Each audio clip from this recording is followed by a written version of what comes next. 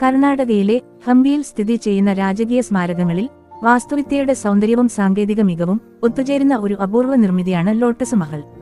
വിരിഞ്ഞു നിൽക്കുന്ന താമരപ്പൂവിന്റെ ഇതളങ്ങളെ അനുസ്മരിപ്പിക്കുന്ന അതുല്യമായ രൂപകൽപ്പനയാണ് ഈ മന്ദിരത്തിന് ആ പേര് നൽകിയത്.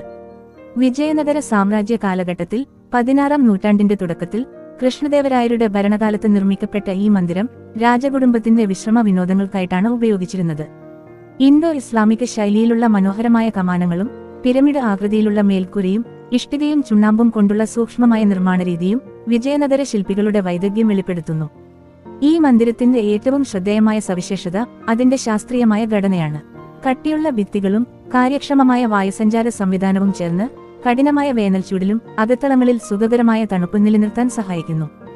ഡക്കാൻ സുൽത്താൻമാരുടെ ഐക്യസേനയുമായുണ്ടായ 1565-ലെ തളിക്കോട്ട യുദ്ധത്തിനു ശേഷം ഹംപിയിലെ ഭൂരിഭാഗം നിർമ്മിതികളും തകർക്കപ്പെട്ടെങ്കിലും കാര്യമായ കേടുപാടുകൾ കൂടാതെ അതിജീവിച്ച അപൂർവ സ്മാരകങ്ങളിൽ ഒന്നാണിത്. യുനെസ്കോ ലോക പൈതൃക പട്ടികയിൽ ഉൾപ്പെട്ടിരിക്കുന്ന ഹംപിയിലെ ഈ മന്ദിരം ചരിത്രത്തിന്റെയും കലയുടെയും അമൂല്യ പ്രതീകമായി നിലകൊള്ളുന്നു.